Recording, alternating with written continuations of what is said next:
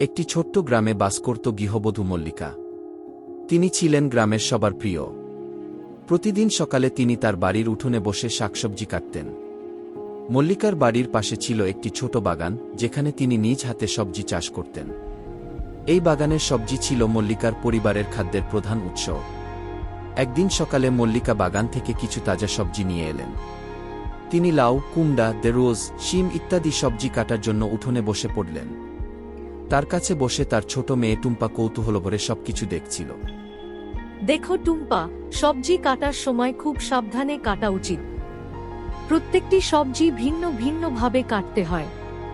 যেমন ধরো, লাউ কাটতে হলে প্রথমে তার খোসা ছাড়াতে হবে, তারপর পাতলা পাতলা করে কাটা হবে। আর কুমড়া কাটতে হলে তার বীজগুলো আলাদা করতে হয়। টুম্পা মায়ের কথা মনোযোগ দিয়ে শুনছিল। সে বলল, মা, সবজি কাটার সময় কি কোনো মন্ত্র বলা লাগে? মল্লিকা হেসে বললেন, মন্ত্র নয়, তবে তুমি যদি মনোযোগ দিয়ে সবজি কাটো, তবে রান্নার সময় সবজির স্বাদ অনেক ভালো হবে। আর সবজি কাটার সময় সতর্ক থাকতে হবে, যাতে হাত না কাটে। মল্লিকা তার মেয়েকে আরও বোঝালেন। সবজি কাটার আগে সবজি ভালোভাবে ধুয়ে নিতে হয়। এতে সবজির ময়লা ও ব্যাকটেরিয়া ধুয়ে যায়। আর কাটার পর সবজির অংশগুলো সমান হতে হবে, যাতে রান্নার সময় সবগুলো একসঙ্গে সেদ্ধ হয়। টুম্পা মায়ের কথা শুনে শিখতে লাগল। সে নিজের ছোট হাত দিয়ে একটা ছোট্ট ঢেঁড়স কেটে দেখাল। মল্লিকা তার মেয়েকে দেখে খুশি হলেন।